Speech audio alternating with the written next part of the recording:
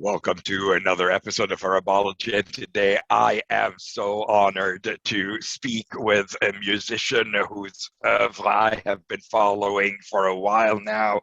It is an honor to speak to Layth Sidiq, an award-winning violinist, composer, educator, and who has toured the world and shared the stage with major artists like Simon Shaheen, Danilo Perez, Javier, Limon, Dejohnette, as well as performing in prestigious venues around the world, like the London Jazz Festival, the Boston Symphony Hall, WOMEX Expo, Panama Jazz Festival, and many more. His first record, called Son of Tigris, was released in 2016. And of course, he was the first Arab musician to participate in the Zyfert International Jazz Violin Competition, as well as receiving the Best International Artist at the 2020 Boston Music Awards.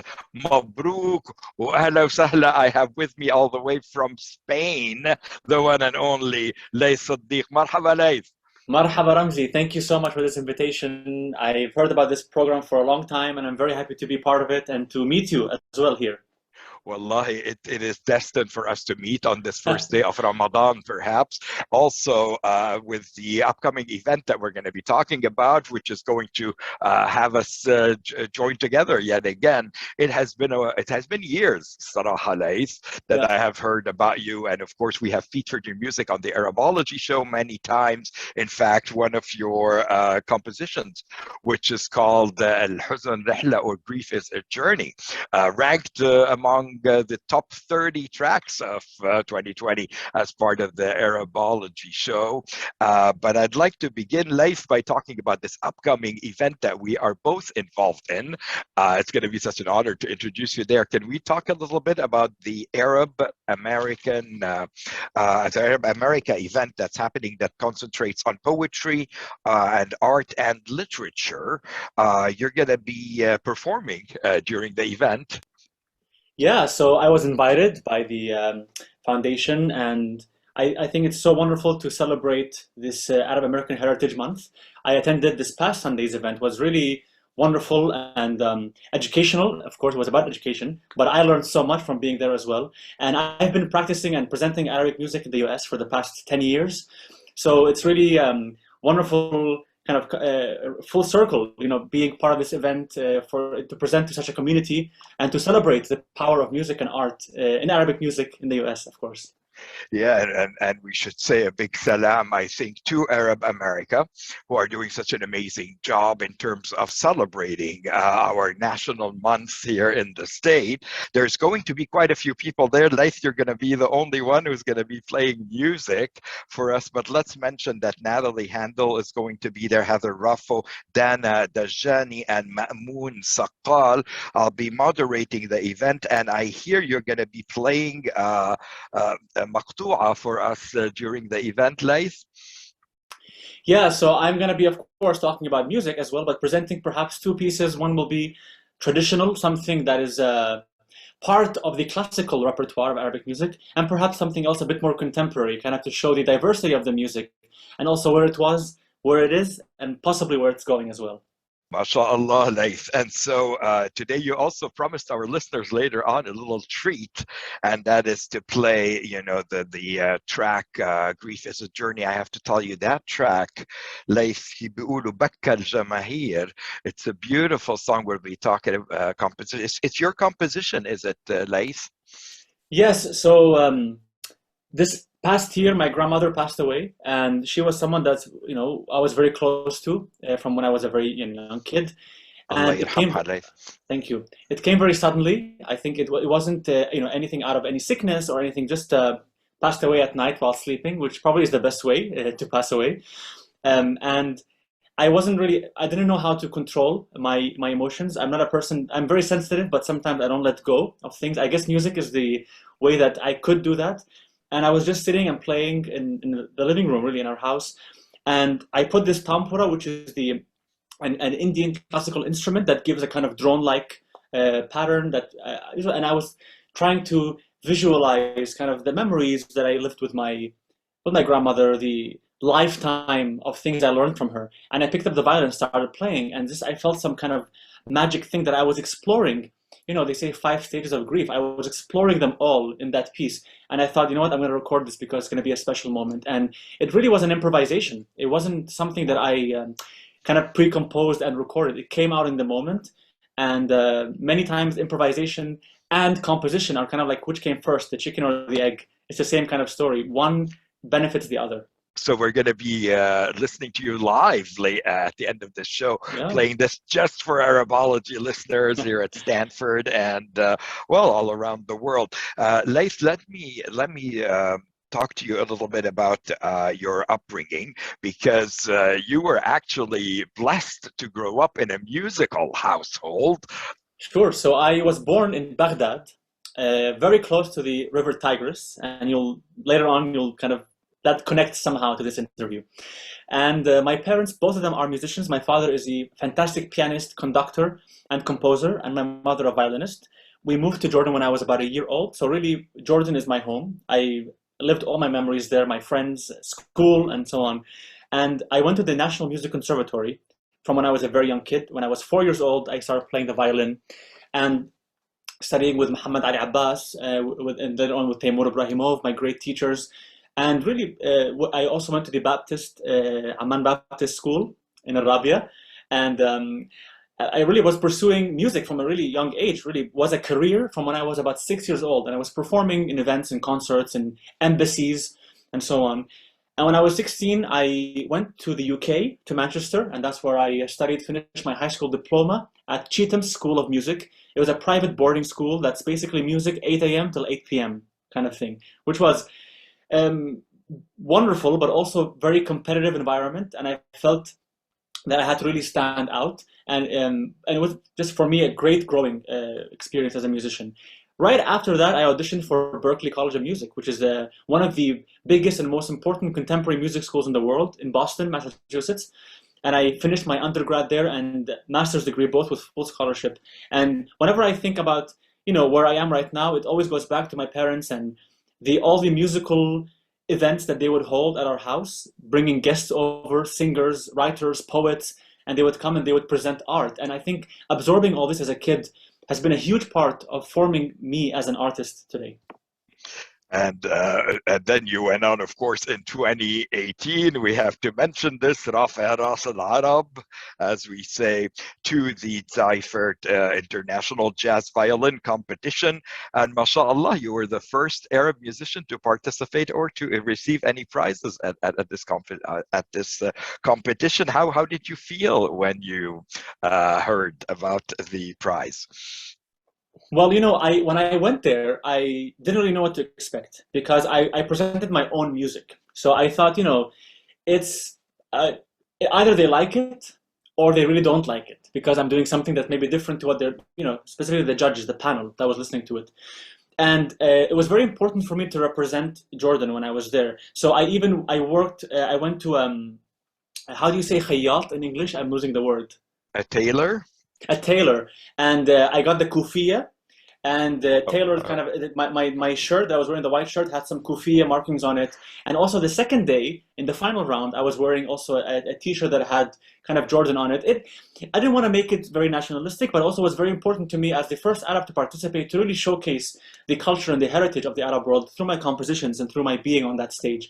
And when I got second place and felt the waves of support and congratulations from all the community, it really felt that it wasn't my win alone, but it was kind of a win for Arabic music. And this was something that was gave me a huge push to this day as well.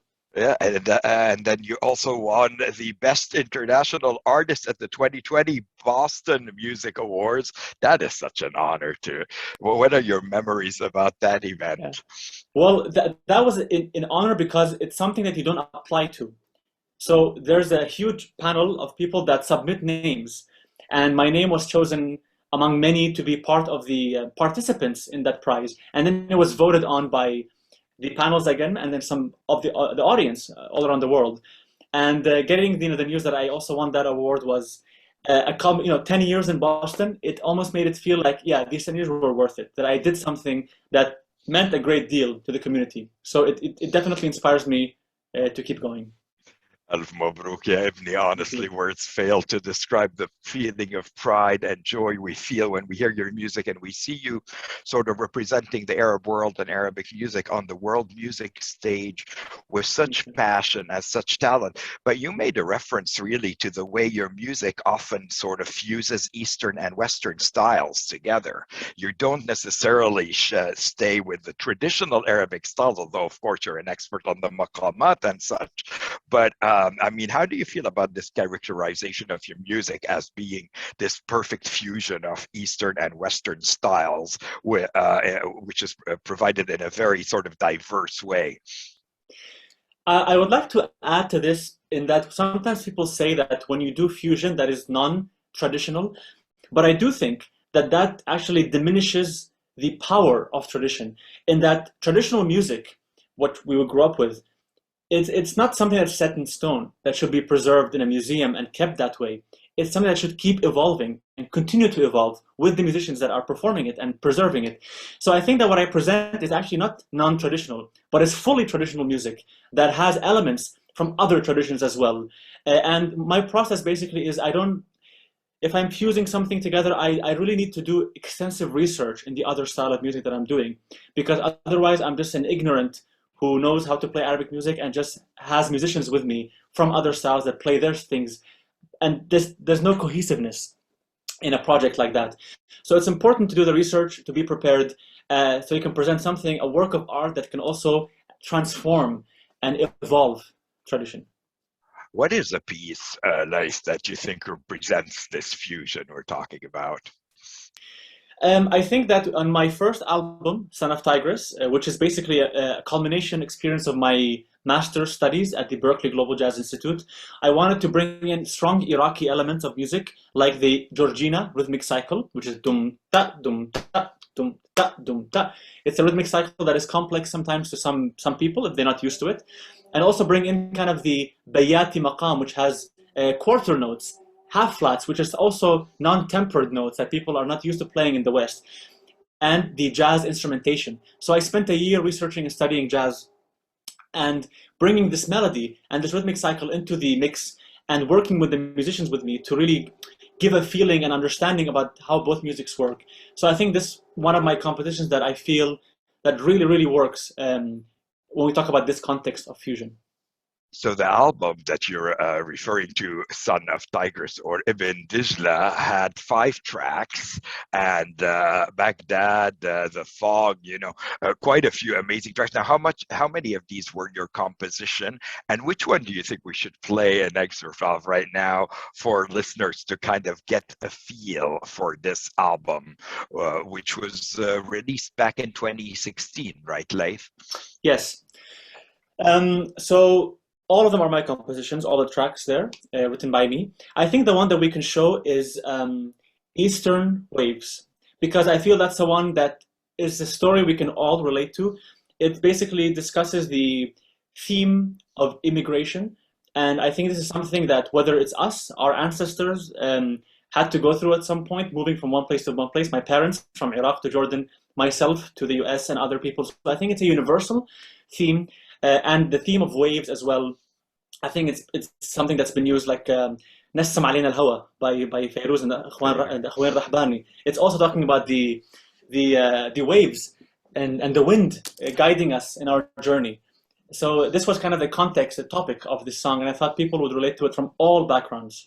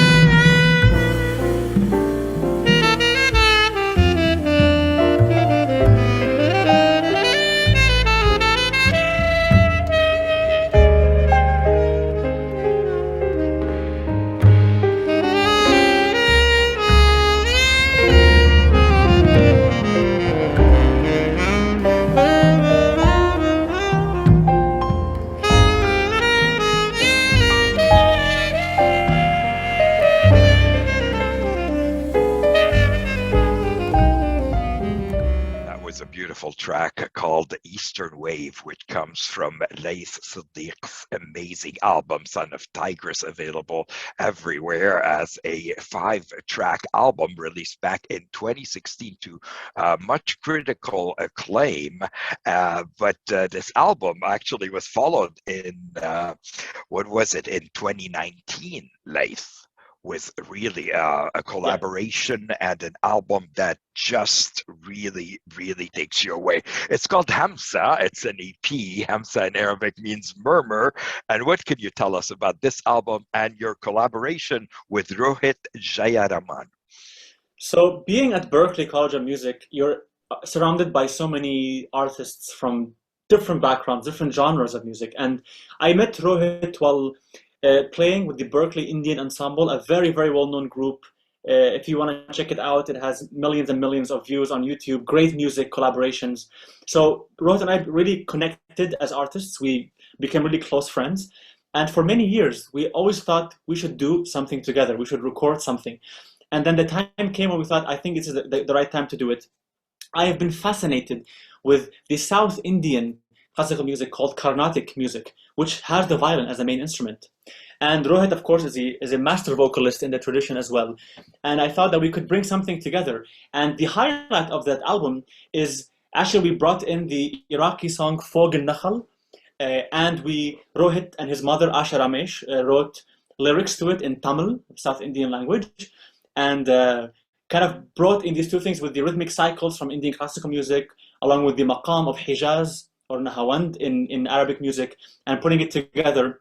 And it's funny, the other songs, most of them in the EP are compositions, but Foag El-Nakhal completely took over as the people's favorites. And some listeners from India and other places, they couldn't believe that the song was actually Arabic because they thought it was Indian. So that's how much there's connection in the history and the culture between those two nations, those two regions in a way. And I think this song was a great example to show that there's so many common themes, musically and otherwise. Well, why don't we listen to a little excerpt from Foag El-Nakhal from the album Hamsa, released in 2019 by Layth with Rohith Jayaraman. I will be right back to speak to Layth about some of the awards and activities he's been involved in, as well as some of the humanitarian efforts that he continues to do for refugees and others around the world. فوق النخل فوق يابا فوق النخل فوق مدري لا مع خدك يابا مدري القمر فوق والله ما اريده باليني بلوى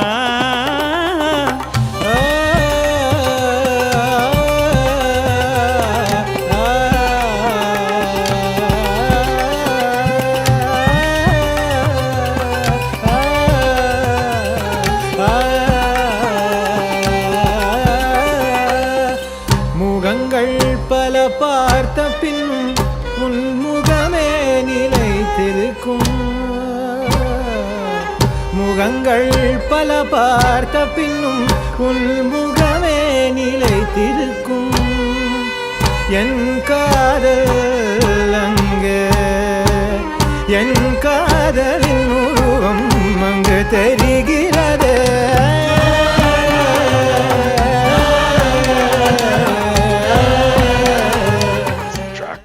Foag El-Nakhal, taken from the 2019 album by my guest today, Layth Sidiq, in collaboration with Rohith Jayaraman.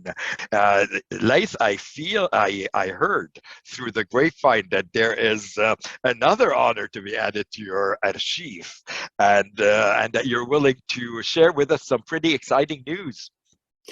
Yes, so I was recently, Ramzi, I was announced as the artistic director for the New York Arabic Orchestra. And I want to make sure to say that this news, while it is an honor and a privilege of mine, it also comes with some sadness, because the previous artistic director and founder of the orchestra, Bassam Saba, who was a mentor, great friend, passed away this last year due to COVID and left a huge void in the community. And, when I heard about this position, when they contacted me, I was thrilled, and I thought this is kind of the best thing for my career at this point. But also, I was saddened because I was taking over from my mentor and a dear friend. But at the same moment, I was inspired because I know how much he cared about this group and how much he cared about Arabic music and education in the US. And I can use the same platform to continue on his mission, and to keep his message going, basically. To inherit this tradition. Layth, first of all, Allah yarhamu. It's a reminder of how many people we've lost during this pandemic, and so many musicians, I think, also ma biyatawadu, but it is thanks to the new generation of Arab musicians like you that their traditions go on.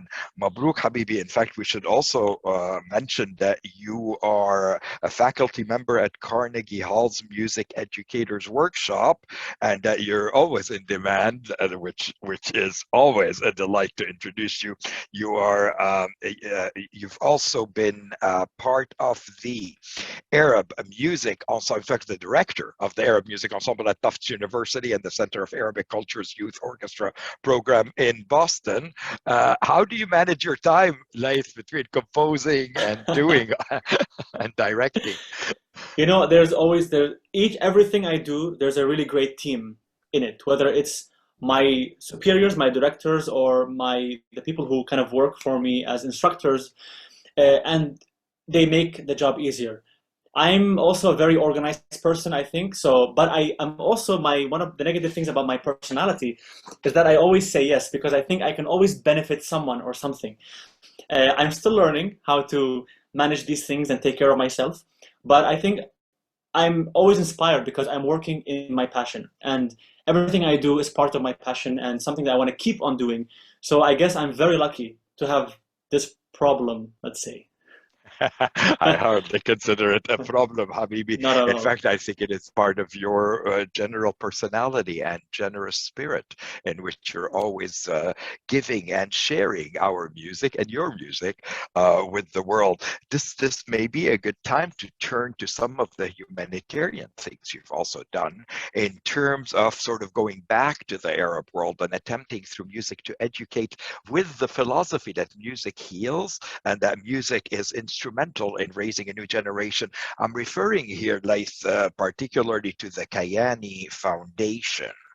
And we've seen images and videos of you with these amazing, sweet children, and just their faces when you came in. Can you tell me about your involvement with the Kayani Foundation and the experience of going to Lebanon and working with these refugee kids?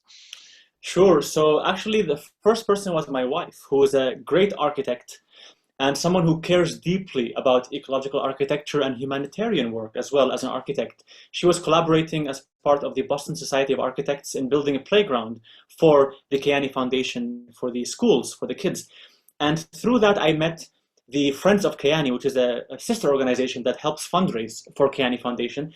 And I met Carol Kenner, who's a fantastic friend and person, and we talked about the possibility of me going to Lebanon, to the Bekaa Valley, giving workshops to the students there, a group of students, and also getting some help from Berklee College of Music and Tufts University to donate some money that I used to purchase percussion instruments made by Syrian makers that the kids now have in their school to use. So, during my studies at the Berklee Global Jazz Institute, one of the things we talked about a lot is that music is a really important tool for positive social change, and that artists are social workers as well, not just entertainers. We can do both, and we should do both. So that's been part of my philosophy as an artist, and the experience there was unlike any other thing. I mean, I saw in these kids' eyes the perseverance, their dedication and determination to make something of their lives, and every moment that they're getting an education, they are latching onto it like nothing else. And it was so inspiring to me that how many things we take for granted. And unfortunately, I was hoping to go again this past year, but because of the pandemic, everything got canceled. But I do plan to go again. And all these schools are run under Noura Jumblat, who's a fantastic person and just cares deeply about the humanitarian crisis that the Syrian refugees are going through in the Middle East. So I'm looking forward to going in and meeting these kids, and hopefully by now they've improved on their instruments and their singing. I am so delighted today to be speaking with the one and only Layth Sidiq, whose name has been circulating around Stanford for quite a while, whose name has had quite an impact on the music scene internationally and in the Middle East. Someone who is able to marry his identity as a Middle Eastern Arab musician with that of his Western education. And one of the surprises, I think, that a lot of people have discovered lately is the fact that Layth, in addition to composing and playing instruments, is also a vocalist. Now, how do you consider yourself a singer, Layth? So I should say that I don't consider myself as a singer. I think I'm not a vocalist, but I use my voice as a tool in my performance when I want to convey certain messages.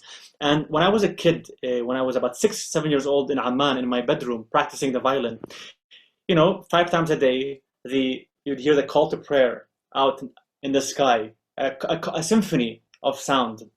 And I would always stop and try to imitate, to learn from the way that the imam is singing or reciting the call to prayer. And that was kind of the beginnings of my falling in love with music. And I use that in music specifically because I'm not a religious person. I've always listened to Quranic recitations as a melodic kind of research for me to learn more about maqamat. And that was kind of the beginnings of me practicing with my voice. But it was only until I got to Berkeley in Boston when I was doing a recording with Christian Karam, a fantastic vocalist and faculty member at Berkeley. And she asked me to sing an Iraqi lullaby called Dililol in one of her albums, and I did it. And I heard myself back, and I thought, oh, I can work with this. That's something I can develop on. And I've been working on it. I've been focusing on the technique of my voice. And again, I don't sing all the time in all my concerts, but every now and then there's a performance that I just pick one song that I present because, the lyrics, the poetry of Arabic music is so special, so profound. And I think it's important for it to also have a feature in a performance. That song indeed was one of the first time I heard you sing. But there is also a track that is available on your YouTube channel, and it is called Zaha Bi Khadayk al-Khafar. And this one is kind of special. I feel you did it during the pandemic because you were actually playing the instrument as well as singing. What can you tell us about that track, which I guess you credited the violin arrangement to Mohammed Othman Sidiq, same last name. What can you tell us about that? So this song has been one that I've been using in my ensembles for a long time. It's by Sheikh Imam, fantastic Egyptian composer. And I heard the recording of it by Ali al-Haggar, another important Egyptian artist. And I thought that during the pandemic, of course, we all had to teach ourselves how to use technology even better than we did before, including using software like movie editing, audio editing. And being alone in the house as a musician and no one to play with, sometimes you can have fun and record with yourself. And I thought about this song, one that I love. I love the words, I love the melody, and a very catchy melody. And I just recorded the violin. My father made the arrangement. Mohammed Othman Sidiq is my father.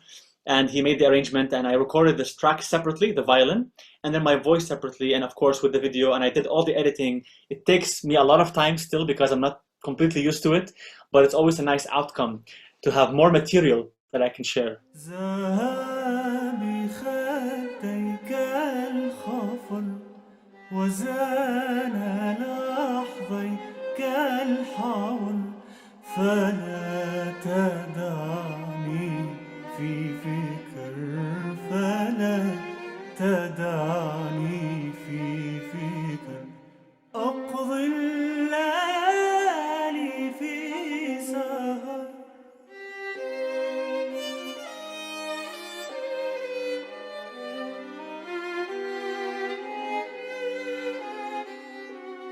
Back with the one and only Layth Sidiq, who's speaking to me all the way from Spain. It's very hard to track this young man because he's involved in so many musical activities around the world, from the Middle East to America to Europe and beyond. And despite the pandemic, and as you just saw, he has found a way to sing and play the violin at the same time, and a beautiful arrangement. It's available on his YouTube channel.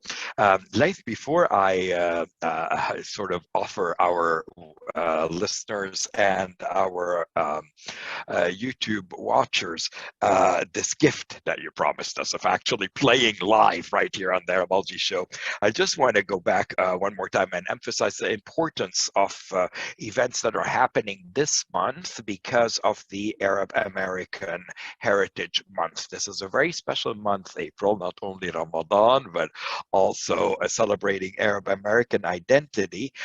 Well, Layth, I am not going to keep our listeners in ala asabon anymore because you have promised us to play that track that really moved so many of our listeners on Arabology, the show that aired on KZSU 90.1 FM and was voted by listeners and by Stanford students and the Stanford community as one of the best tracks of 2020. It is called Al-Hazn, Rihla, Grief is a Journey. You talked to us about the impetus and the passing of your grandma, Allah yarhamha, who lives on through this music and through your work. So Layth, before we go to that live performance, do you want to dedicate this song to anybody, or do you want to say anything to our listeners as we wind down the program? I feel like we can take a moment to remember the ones that we have lost this past year, many people, and also perhaps for us to find a certain comfort with grief, that it's something that we should, that's okay to feel grief, that is something that is fine to feel. It won't make you less of yourself, I think. And I think this is why I wanted to showcase this, because at the end of the tunnel, there's always light. And this is something that happens in the piece. It goes from minor to some point going to major, which is a brighter sounding chord or melody. And so I always wanted to show a kind of a hopefulness, a certain kind of bittersweetness in this emotion.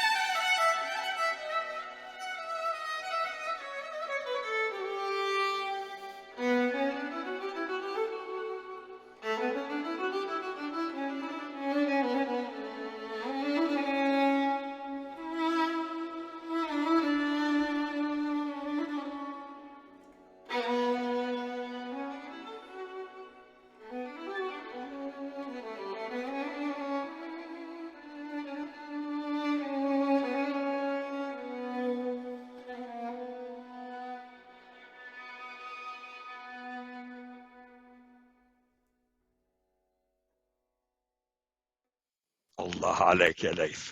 Do you know what you did to us just through this journey into grief and into healing? I think what a beautiful performance, Habibi, and to watch you actually play this live in front of us. This is a real treat indeed. ليث والله ماني عارف كيف بدي أشكرك حبيبي على وجودك، على كرمك، على لطفك، وعلى طريقة ما بتوصل موسيقتنا للعالم بطرق عديدة، وما بتنسى أصلك وما بتنسى بلدك وما بتنسى خاصة أطفالنا اللي في بلادنا بحاجة إلى هذه الموسيقى. أخليك تودع مستمعينا اليوم بكلمتين باللغة العربية لو سمحت ليث، مع التذكير بأنه عندنا في 18 أبريل هذا الشهر، شهر رمضان المبارك، رح يكون عندنا إيفنت أنا وليث مع Arab America celebrating Arab American literature, poetry and art. رح نشوف بعد ليث أنا وياك في ذلك الوقت. وطبعا I hope this is the beginning of a beautiful relationship between Layth Sidiq, Stanford University and the Arab American community here in California at large. Layth, in closing, I'll let you speak in Arabic لمستمعيك واللي بيحبوك في الوطن العربي والأمريكان أيضا من أصل عربي هنا في أمريكا. أكيد بوجه تحية لكل المستمعين وبشكركم على حبكم وعلى دعمكم إلي دائما. بوجه تحية أيضا لك لأستاذ رمزي على هالدعوة، يعني كثير تشرفت بمعرفتك واستضافة كثير حلوة، أسئلة جميلة وحوار كثير حلو، وإن شاء الله استمتعتوا بالعزف وبالمقطوعة، وإن شاء الله أشوفكم كلكم قريبا بحفلة بس الأمور تتحسن إن شاء الله.